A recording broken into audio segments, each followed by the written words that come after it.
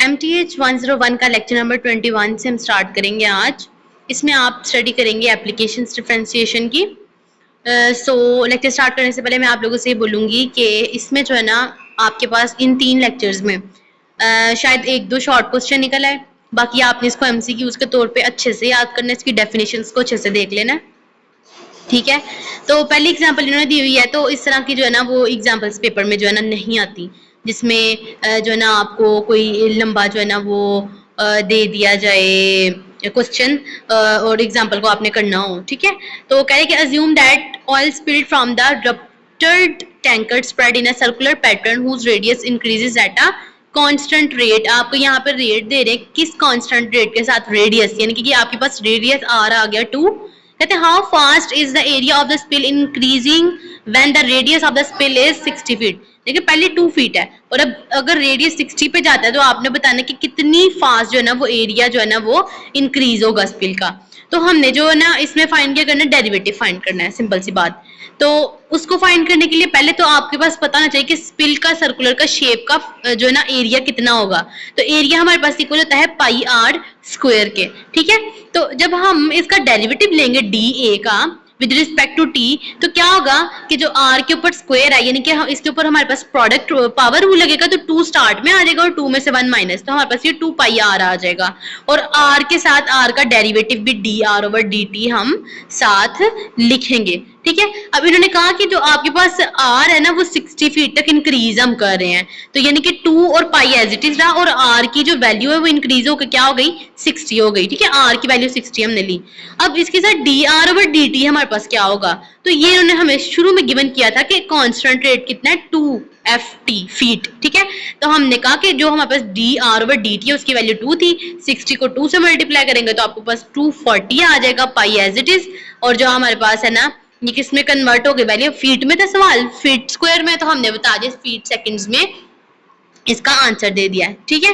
फिर इस तरह से सेकंड आप क्वेश्चन पे आ जाए, वो भी आपके पास इसी तरह से है। जो है ना इसमें क्या फाइंड करना है आप लोगों ने, एग्जाम्पल है उस तरह से क्वेश्चन दिया हुआ है कि 5 फुट लैडर है leaning against a wall, wall के साथ लगा हुआ है, ठीक है, सीढ़ी, और कहते हैं it slips in such a way that it base is moving away from the wall. कहते हैं कि इसकी जो बेस है ना वो वॉल से मूव करती जा रही है और उसका रेट कितना बन रहा है, 2 फीट बन रहा है, और आपके पास जो है ना अगर बेस 4 फीट हो वॉल के साथ, तो आपने बताना है कि कितनी फास्ट जो है ना लैडर जो होगा वो हम मूव करेंगे नीचे की तरफ, ठीक है। और इसका कितना जो है ना वो इंस्टेंट होगा, टाइम आपने बता देना है, टी सेलेक्ट कर लें, उसके बाद जो है ना एक्स सेलेक्ट कर लें डिस्टेंस के लिए, और जो है ना वो distance from in feet from the base to ladder कर लें, और वाई जो है ना distance in feet from the top to ladder कर लें, ठीक है। फिर उसके बाद इन्होंने भाई d x over D t हो जाएगा d Y over D t, x जो है वो हॉरिजॉन्टल के लिए, वाई जो है ना वो वर्टिकल के लिए आप रख लें। D Y over D t आपके पास कितना था भाई, वो 4 आएगा, क्योंकि बेस जो थी ना हमारे पास लैडर के लिए वो 4 फीट थी, और D x over D T कितना आ जाएगा, उसके लिए भी हम एक्स को 4 ही रखेंगे। इन दोनों के लिए हमारे पास इन्होंने कितना कहा था, रेट उन्होंने कहा था 2 फीट है, तो वो हम रखेंगे D x over D T, और D Y over D T के लिए 2 ही रखेंगे। फिर आपके पास जो है ना यहाँ पे फॉर्मूला लगेगा पाइथागोरस थ्योरम का कि हमारे पास एक्स स्क्वायर और वाई स्क्वायर किसके इक्वल होती है, आर स्क्वायर के। तो आर हमारे पास क्या है, रेडियस है, तो रेडियस कितना था, 5 फीट था। तो हम क्या करेंगे, 5 फुट लैडर था तो हमने 5 की जो वैल्यू है ना वो रखी, आर स्क्वायर की जगह 5 रखा, तो 5 का स्क्वायर 25 होता है, तो हम इसको लेके चलेंगे। फिर इसका जो है ना आपने x square plus y square equal to 25 का डेरिवेटिव ले लेना है। जब आप डेरिवेटिव लेंगे तो एक्स स्क्वायर का तो प्रोडक्ट लगेगा, पावर रूल लगेगा, 2 स्टार्ट में आ जाएगा, 2x और dx ओवर dt लिखेंगे, और y के लिए जो ना 2y स्टार्ट में आ जाएगा, 2 स्टार्ट में आ जाएगा y और dy ओवर dt। अब dx और dt की जगह आप उनकी वैल्यूज अगर पुट करते हैं तो क्वेश्चन को हम सॉल्व करते हैं। जो है ना हमारे पास इसकी वैल्यू बनेगी 2 से कट होगा, इक्वल के दूसरी साइड पे ले जाए ना हम, dy और dt को एक साइड पे आने दे, और जो है ना वो dx ओवर dt दूसरी साइड पे जाके माइनस में हो जाएगा, तो x आपके पास जो है ना वो एज इट इज रहेगा, y नीचे जाकर डिवाइड होगा, तो हमारे पास ये बनेगा minus x over y dx over dt। अब हम यहाँ पे क्या करेंगे, x की वैल्यू क्या थी 4, y की वैल्यू 3 पुट करेंगे, ठीक है, और dx ओवर dt की वैल्यू 2 फीट थी तो उसकी जगह 2 पुट किया, तो ये हमारे पास हो जाएगा 2 4 8, 8 ओवर 3 आपके पास आंसर आ जाएगा माइनस 8 ओवर 3 फीट, ठीक है। बेसिकली करना क्या आपने क्वेश्चंस को जो है ना अच्छे से समझना है, समझ लेंगे तो आपको आसानी होगी इसका सोल्यूशन करने में। इस तरह के वैसे ज्यादा कॉन्सेप्चुअल क्वेश्चंस नहीं आते पेपर में। अब थोड़ा इंक्रीजिंग डिक्रीजिंग और जो है ना वो फंक्शंस को हम देख लेते हैं। यहाँ पे देखें, इसके थ्रू हम समझते हैं एग्जाम्पल। देखें 0 फिर इंक्रीज हो रहा है 2 और 4, यानी कि आपके पास क्या होगा, इंक्रीज जब होता है ना तो आप देखिए जो स्टार्टिंग पॉइंट है ना इंक्रीजिंग का, वहां पे आपके पास अबव की तरफ जा रहा है, ठीक है। इंक्रीजिंग में एरिया कर्व जो है ना वो ऊपर की तरफ उठ रही है, जहां से डिक्रीज स्टार्ट हुआ है तो वो कर्व नीचे की तरफ आना शुरू हो गई है। अगेन इंक्रीजिंग स्टार्ट हुआ है तो कर्व अपर साइड पे जाना शुरू हो रही है। और कांस्टेंट है तो देखिए आगे सीधी लाइन जा रही है, यानी कि कांस्टेंट में वैल्यूज बिल्कुल एक हिसाब से चलती हैं, बिल्कुल सीधी, ठीक है, कांस्टेंट होके, चेंजिंग नहीं आती उनमें। अब यहाँ पे इन्होंने ये चीज समझाई हुई है, अगर एफ आपके पास कोई फंक्शन है और इंक्रीजिंग इंटरवल है तो हमारे पास क्या होगा, पहला वाला जो फंक्शन है ना वो छोटा होगा सेकंड वाले फंक्शन से, क्योंकि फर्स्ट से स्टार्ट हुआ वो इनिशियल पॉइंट था, और जैसे जैसे इंक्रीज होता जाएगा तो नेक्स्ट आने वाले फंक्शन उससे बड़े होंगे, तो इसलिए fx1 जो है ना वो लेसर होगा fx2 के, इस तरह से fx2 जो है वो लेसर होगा fx3 के। आपको समझाने की वाली बात है। इसी तरह से कि डिक्रीजिंग में क्या होगा, डिक्रीजिंग में भाई हमारे पास जो पहला वाला फंक्शन होगा वो इंक्रीज हो रहा होगा और बाद में वो ना हमारे पास लेसर की तरफ जा रहा होगा, यानी कि हमारे पास जो फर्स्ट इनिशियल पॉइंट है वो बड़ा है और जो हमारे पास नेक्स्ट पॉइंट आ रहे हैं वो हमारे पास लोएस्ट होंगे, इसलिए fx1 जो है ना वो ग्रेटर होगा और fx2 यानी कि डाउन टूवर्ड जा रहे हैं तो डिक्रीजिंग फंक्शन होगा। थर्ड वाला कांस्टेंट है तो जो हमारे पास है ना fx का आंसर वही हमारे पास इक्वल हो गया f2 की, x2 के लिए भी इस तरह से x3 के लिए भी। तो ये आपके पास जो है ना वो सारा इंक्रीजिंग और डिक्रीजिंग का कॉन्सेप्ट था, आपने इसको अच्छे से बस देख लेना है, समझ लेना है। उसके बाद आ जाता है टेंजेंट लाइन्स हो अगर आपके पास, और वो आपके पास पॉजिटिव कर्व कब होगा, जब अपर साइड पे जा रहा होगा तो पॉजिटिव होगा, जब लोअर साइड पे आ रहा है देखिए नेगेटिव होगा। कांस्टेंट है तो भाई कांस्टेंट 0 वाले पॉइंट के ऊपर होता है, जब जो है ना वो स्ट्रेट मूव नहीं कर रही, same as it is move करती जा रही है। फिर आपके पास फंक्शन है कि हमारे पास कॉन्टिन्यूस फंक्शन हो और उसका इंटरवल जो है ना वो क्लोज हो। अच्छा, क्लोज इंटरवल के लिए ना ब्रैकेट्स हमेशा जो है ना वो स्क्वायर ब्रैकेट्स का इस्तेमाल किया जाता है, और बीच में दो वैल्यूज है ए और बी, इसका मतलब है कि ए और बी के अलावा बीच में कुछ भी नहीं आ रहा, मतलब कि ए से बिलो नहीं जाएगा और बी से भी अपरवर्ड नहीं जाएगा, और इंटरवल इन दोनों के दरमियान ही रहेगा। कहते हैं अगर फंक्शन आपके पास है वो ग्रेटर देन आ रहा है 0 से, ठीक है ना, साइन देखिए फर्स्ट डेरिवेटिव लेते हैं वो 0 से बड़ा आ रहा है, फंक्शन इंक्रीजिंग होगा। फर्स्ट डेरिवेटिव आपने लिया लेसर आ रहा है 0 से तो डिक्रीजिंग फंक्शन होगा। फर्स्ट डेरिवेटिव आप लेते हैं वो 0 के इक्वल आता है तो आपके पास क्या होगा, फंक्शन कांस्टेंट होगा। फिर आती है एग्जांपल आपके पास कि आपने इंटरवल फाइंड करना है अगर फंक्शन इंक्रीज कर रहा है और या फिर वो डिक्रीज कर रहा है, आपने ये बताना है। फर्स्ट आपके पास फंक्शन था, आपने इसका ले लिया डेरिवेटिव, जब हमने इसका डेरिवेटिव लिया तो हमारे पास क्या आया 2x - 4। अब आप इसमें से 2 को कॉमन निकालें, x - 2 आ गया ना, अब आप इस x - 2 के इक्वल रख दे 0 के, ठीक है। जब हम x - 2 को इक्वल 0 के रखेंगे तो फिर x इसी साइड पे रह जाएगा तो -2 दूसरी साइड पे जाके +2 हो जाएगा, यानी कि जो हमारी रेंज है ना x की वैल्यू 2 आ रही है। तो ये हमारे पास स्टार्टिंग पॉइंट क्या होगा, अगर हमारे पास जो फंक्शन है ना वो 2 से लेके देखिए x की वैल्यू जो है ना वो -∞ से अगर 2 के दरमियान आएगी ना, इसका मतलब है फंक्शन जो है ना वो हमारे पास डिक्रीज कर रहा है। और जब हमारे पास फंक्शन जो है ना 2 से स्टार्ट होके यानी कि 2 से पॉजिटिव इन्फिनिटी की तरफ जा रहा है, वैल्यूज बढ़ती जा रही हैं, तो ये हमारे पास होगा फंक्शन इंक्रीजिंग फंक्शन होगा। ठीक है, लेसर होगा तो डिक्रीजिंग है, ग्रेटर देन होगा फंक्शन तो वो इंक्रीजिंग होगा। बस यही बात इन्होंने यहाँ पे बताई हुई है, ये जो आगे थ्योरी है ना ये चीज इन्होंने समझाई हुई है। आगे कर्व डाउन है, देख लें कैसे हुआ है। और ये जो पॉइंट्स आ रहे हैं ना बीच में, ये टेंजेंट पॉइंट्स होते हैं। टेंजेंट का मतलब होता है आपके पास एक सर्कल है और उस सर्कल के ऊपर कहीं से भी कोई पॉइंट जो है ना वो टच करके सिर्फ गुजर है तो वो टेंजेंट होता है। तो ये ऊपर वाला जो था ना वो कनकेव डाउन था, और जो नीचे वाला ना जो शेप है वो आपके पास क्या है, कनकेव अप की। देखो ना, डाउन था ना तो ऊपर से क्या आ रहा है आपके पास, जो शेप बन रही है ना वो डाउन टूवर्ड आ रही है। एक सेंट्रल पॉइंट है, दोनों साइड्स नीचे की तरफ आ रही हैं, जबकि कनकेव अप है तो एक आपके पास जो सेंट्रल पॉइंट है उससे दोनों साइड से वैल्यू जो है ना वो ऊपर की तरफ जा रही हैं। ठीक है, फिर आपके पास आता है फंक्शन, हम कब कहते हैं कनकेव अप है, वही बात है कि कनकेव अप तब होगा जब इंटरवल की वैल्यू इंक्रीज कर रही होगी। ठीक है, अप है तो इंक्रीज कर रही है, डाउन है तो वैल्यू जो है ना वो फंक्शन की डिक्रीज कर रही है। ये एग्जांपल इन्होंने दी हुई है। इसके लिए कनकेव अप और डाउन फाइंड करने के लिए पहले हम एक डेरिवेटिव ले लेते हैं, अब हमने क्या करना है, दो डेरिवेटिव लेने हैं। फर्स्ट वाला फंक्शन लिया, उसका डेरिवेटिव आया, उसी का फिर से डेरिवेटिव ले लेंगे तो आपके पास सेकंड डेरिवेटिव आ जाएगा। फिर आपने उसको देख के बता देना है फंक्शन कनकेव अप है या डाउन है। तो देखिए जब कहते हैं आप डबल डेरिवेटिव लेते हैं और वो जीरो से इंक्रीज आ रहा है तो इसका मतलब है कि कनकेव अप है, और डबल डेरिवेटिव लेते हैं और वैल्यू लेसर आ रही है जीरो से तो वो कनकेव डाउन है। बस ये बात बताई हुई है इन्होंने, ठीक है। उसके बाद आ जाए लेक्चर नंबर 22 पे। इसमें आपने रिलेटिव एक्सट्रीमा फाइंड करना है। तो हम मैक्सिमा और एक्सट्रीमा कैसे फाइंड करते हैं, मिनिमा और एक्सट्रीमा, सॉरी मिनिमा और मैक्सिमा, तो वो देख लें। देखिए रिलेटिव मैक्सिमम पॉइंट के ऊपर क्या आया था, पॉइंट जो है ना एक पीक पे आ गया था मैक्सिमम पॉइंट, ठीक है। तो मिनिमम जाएगा तो रिलेटिव मिनिमम किस हद तक जो है ना वो मिनिमम आ सकता है पॉइंट, तो सबसे लोएस्ट पॉइंट आ जाता है। अब रिलेटिव मैक्सिमम जो आया उसमें आप चेक करें शेप चेंज हो गई है, और रिलेटिव मिनिमम में जब आएगा तो तब भी पहले हमारे पास बेल शेप में था, अब आपके पास कर्व्स नहीं बन रही, ठीक है। हम इसको जो है ना आगे अपनी आसानी के लिए समझेंगे डेफिनेशन से। फंक्शन कहते हैं, हम कह सकते हैं कि वो रिलेटिव मैक्सिमम है कब, कि जब हमारे पास एक्स नॉट एक पॉइंट है ना, वो सबसे लोएस्ट पॉइंट है, वहां से जहां से स्टार्ट हो रहा है फंक्शन, वो हमेशा फंक्शन जो है ना वो आपके पास ग्रेटर देन होना चाहिए इनिशियल पॉइंट, किस पॉइंट से, जो आपका उसके बाद वाला पॉइंट आएगा। यानी कि हमारे पास रिलेटिव मैक्सिमम में क्या होगा कि जो मिनिमम फंक्शन होगा ना इनिशियल वैल्यू वो ग्रेटर देन होगी एफ एक्स से, ठीक है। एफ एक्स नॉट हमेशा ग्रेटर देन या इक्वल होगा एफ एक्स के, ठीक है। और कह रहे हैं कि नेक्स्ट हम देख लें डेफिनेशन। तो कहते हैं कि आपके पास रिलेटिव एक्सट्रीमम कब होगा, जब आपके पास इनिशियल पॉइंट यानी कि एक्स नॉट है, if it has either a relative maximum या relative minimum at x naught. X naught के ऊपर या हमारे पास कोई ना कोई वो पीक पॉइंट हो मैक्सिमम हो, या फिर वो लोएस्ट पॉइंट हो मिनिमम हो, तो ये दोनों कंडीशंस हमारे पास एक्सट्रीमम में आती हैं, ठीक है। यहाँ पे इन्होंने एग्जांपल दी हुई है रिलेटिव मैक्सिमम के लिए। तो यहाँ पे देखिए एक्स नॉट जो आ रहा है ना वो आपके पास पीक पॉइंट है, तो ये हमारे पास रिलेटिव मैक्सिमम पॉइंट है। फिर आते हैं आपके पास क्रिटिकल पॉइंट्स।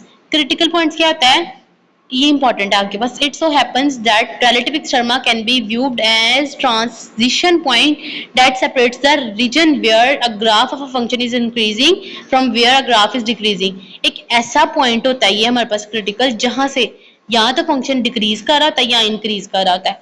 आप फर्स्ट वाले कर्व को देखें, इस सारे में ना पहला कर्व है जो, वहां पे अगर आप देखें तो ये जो पॉइंट है ना जिसके ऊपर लाइन लगी हुई है, वो वाला पॉइंट आपके पास जो है ना वो अगर हम कहते हैं ना क्रिटिकल पॉइंट है। तो देखें यहाँ पे क्या हो रहा है, यहाँ पे वैल्यू जो है आपके पास एक साइड से आ रही है अप हो रही है और दूसरी साइड पे जाते ही डाउन हो रही है, डिक्रीज हो रही है। तो ये जो पॉइंट है ना इसको हम क्रिटिकल पॉइंट कह सकते हैं, ठीक है।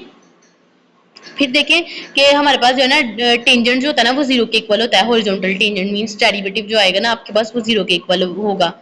नेक्स्ट देखिए if F has relative extremum, हम रिलेटिव एक्सट्रीमम कब होगा एक्स, कि जब हमारे पास जो है ना फर्स्ट डेरिवेटिव आप लेते हैं और वो जीरो के इक्वल आता है, या F is not differentiable eight x not, यानी कि फर्स्ट डेरिवेटिव जब भी इक्वल जीरो के आएगा तो वो हमारे पास रिलेटिव एक्सट्रीमम होगा। और ये चीज हमारे पास क्रिटिकल पॉइंट के लिए भी होती है कि क्रिटिकल पॉइंट में भी हम पहला डेरिवेटिव लेते हैं और वहां पे हम इस वैल्यू को फर्स्ट डेरिवेटिव जो भी आता है उसको जीरो के इक्वल रखते हैं। तो फिर क्या होता है कि हमारे पास जो है ना इस पॉइंट को हम कहते हैं ये हमारे पास स्टेशनरी पॉइंट भी है। स्टेशनरी का मतलब पता है ना साकिन रुका हुआ, तो एक ऐसा पॉइंट जहाँ पे आके आपका जो ना वो टॉप लेवल है पीक लेवल और वहां पे आपका फंक्शन रुक जाता है, एक पॉइंट है क्रिटिकल पॉइंट है, उसको हम कहते हैं ये हमारे पास स्टेशनरी पॉइंट भी है, ठीक है। यहाँ पे इन्होंने आपको स्टेशनरी पॉइंट की डिफरेंट एग्जांपल्स दी हुई हैं। एक्स नॉट के ऊपर आप देखें फर्स्ट वाली डायग्राम में भी, सेकंड में भी और थर्ड में भी, तो एक पॉइंट है सेंट्रल जिसको हम कहते हैं क्रिटिकल पॉइंट है। पहले वाले में कहते हैं कि आपके पास जो है ना एक्स नॉट पर क्रिटिकल पॉइंट है जिसको हम स्टेशनरी पॉइंट भी कहते हैं, और उसके ऊपर स्लोप क्या आ रही है आपके पास जीरो, क्योंकि ये हॉरिजॉन्टल में है, देखा ना लाइन हॉरिजॉन्टल में है। अगला वाला कहते हैं उसमें आपके पास मैक्सिमम वैल्यू है पॉइंट की, लेकिन वो टेंजेंट लाइन जो है ना वो आपके पास वो डिफाइन नहीं हो रही इस पॉइंट के ऊपर, क्योंकि टेंजेंट होता है किसी एक लाइन को टच करके जाना, लेकिन यहाँ से आपके पास दो लाइंस जो है ना वो निकल रही हैं। और थर्ड वाला जो है ना वो आपके पास जो है ना वो क्रिटिकल पॉइंट तो है लेकिन वो स्टेशनरी नहीं है। अच्छा स्टेशनरी क्यों नहीं है, क्योंकि देखिए वहां से उस पॉइंट से एक तरफ इंक्रीज हो रही है वैल्यू और एक तरफ को डिक्रीज जा रहा है कर्व ना, थर्ड वाला, इसलिए ये स्टेशनरी पॉइंट नहीं है, फर्स्ट वाला स्टेशनरी पॉइंट था, ठीक है। नेक्स्ट फिर वही वाली चीज जो हमने पीछे पढ़ी है ना, यही वाली इन्होंने इस थ्योरम में भी जो है ना वो एक्सप्लेन की हुई है। फर्स्ट डेरिवेटिव आप लेते हैं ग्रेटर देन आ जाता है तो वो फंक्शन क्या होगा, या फिर लेस देन आएगा तो हम क्या कहेंगे एक्सट्रीम वैल्यू क्या है और मैक्सिमम वैल्यू क्या है। फिर एग्जांपल है आपके पास एफ एक्स एक फंक्शन है, आपने क्या करना है इसका फर्स्ट डेरिवेटिव फाइंड किया। जब हमने फर्स्ट डेरिवेटिव फाइंड करेंगे तो जो हमारे पास प्रोडक्ट है वो स्टार्ट में आ जाएगा, पावर रूल लगेगा, 5/3 स्टार्ट में आएगा और उसमें से जो है ना हमने 5/3 में से 1 को माइनस भी करना है और 2/3 को हम स्टार्ट में लाएंगे, 2/3 में से 1 को माइनस करेंगे। फर्स्ट डेरिवेटिव जो लिया आपके पास कुछ इस तरह की वैल्यू बन रही है जिसमें आपके पास x-2 जो है ना आ रहा है। अब इस x-2 को आप जो है ना वो इक्वल 0 के रखें, हाँ, तो आपके पास x की वैल्यू क्या आएगी, आपके पास x की वैल्यू आएगी 2। तो हम यहाँ पे कह सकते हैं कि हमारे पास जो पॉइंट आ रहा है जब हम x को 0 रखते हैं तो हमारे पास x की वैल्यू 2 भी आती है फर्स्ट फंक्शन के लिए। तो हम कह देंगे कि x0 जो है ना वो डेरिवेटिव ऐसा है जो कि एग्जिस्ट ही नहीं कर रहा, क्योंकि हमारे पास तो x-2 था, x-2 को इक्वल रखते हैं 0 के तो वो हमारे पास जो है ना वो 2 आता है, 0 नहीं आता, तो ये फंक्शन हमारे पास डेरिवेटिव एग्जिस्ट नहीं कर रहा, सिर्फ क्रिटिकल पॉइंट इसका 2 के ऊपर आ रहा है, यानी कि वैल्यू जो होगी वो 0 से 2 के दरमियान लाई कर रही है। ठीक है, इस तरह से बताया हुआ डबल डेरिवेटिव अगर हम लेते हैं, देखिए फर्स्ट वाला पॉइंट है कि कहते हैं कि अगर आप एफ डबल डेरिवेटिव ले रहे हो ना x0 का, वो ग्रेटर देन 0 से आ रहा हो तो वो रिलेटिव मिनिमम है। अच्छा, ये बड़ा इंपॉर्टेंट पॉइंट है कि जब हमारे पास वैल्यू डबल डेरिवेटिव लेते हैं और वो 0 से बड़ा आ रहा है, ठीक है, तो वो रिलेटिव मिनिमम पॉइंट होता है, और जब हम डबल डेरिवेटिव लेते हैं और वो लेस देन आता है 0 से तो वो मैक्सिमम पॉइंट होता है। यहाँ पे आके ना देखें थोड़ी सी बच्चे कंफ्यूज होते हैं कि लेस देन आए तो इसमें यहाँ पे आकर लेस देन आए तो वो मिनिमम मैक्सिमम पॉइंट होता है, और जहाँ पे ग्रेटर देन आ रहा है ना साइन 0 से, वो हमारे पास जो है ना वो मिनिमम पॉइंट होता है। फिर यही इन्होंने हमें डबल डबल डेरिवेटिव लेके एग्जांपल से समझाया हुआ कि हम यहाँ पे डबल डेरिवेटिव ले रहे हैं, वैल्यू हमारे पास अगर लेसर आ रही है तो इसका मतलब है ये मैक्सिमम पॉइंट है, और जहाँ पे वैल्यू मिनिमम आ रही है 0 से वो हमारे पास मैक्सिमम पॉइंट है। ठीक है, फिर आपको पास जो है ना ये एग्जाम्पल इसको रीड कर लीजिएगा, इतना खास इंपॉर्टेंट नहीं, जो चीज इंपॉर्टेंट है मैं आपको बस वही साथ साथ बता रही हूँ। ग्राफ्स हैं पोलिनोमियल के कि आपके पास एक फंक्शन है px, पोलिनोमियल कब होगा, जब आप उसका डेरिवेटिव फाइंड कर लेंगे, फर्स्ट भी फाइंड कर सकते हैं, सेकंड भी फाइंड कर सकते हैं, और जो है ना p आपके पास स्टेशनरी पॉइंट के ऊपर फर्स्ट डेरिवेटिव लें तो वैल्यू 0 के इक्वल आए, वहां से फंक्शन या तो इंक्रीज हो या डिक्रीज हो। ठीक है, सेकंड डेरिवेटिव आप लेते हैं तो इंटरवल जो है ना वो कनकेव या तो अप हो और कनकेव डाउन हो। ठीक है, फर्स्ट वाले डेरिवेटिव में इंक्रीज और डिक्रीज का जिक्र आ रहा है, सेकंड डेरिवेटिव आप लेंगे तो उसमें कनकेव अप और कनकेव डाउन का जिक्र आता है। ठीक है, फिर एग्जांपल के थ्रू इन्होंने समझाया हुआ कि आप p की वैल्यू लेते हैं, फर्स्ट डेरिवेटिव आपने लिया, सेकंड डेरिवेटिव लिया, तो वो आपके पास जो पॉइंट्स आ रहे हैं ना वो देखें आपके पास -2 से 2 के दरमियान आ रहे हैं, तो हमने कहा कि ये पॉइंट जो है ना ये वैल्यूज जो है ना वो स्टेशनरी नहीं है, ये फाइंड क्या हमने करना था, स्टेशनरी पॉइंट और पॉइंट ऑफ इन्फ्लेशन।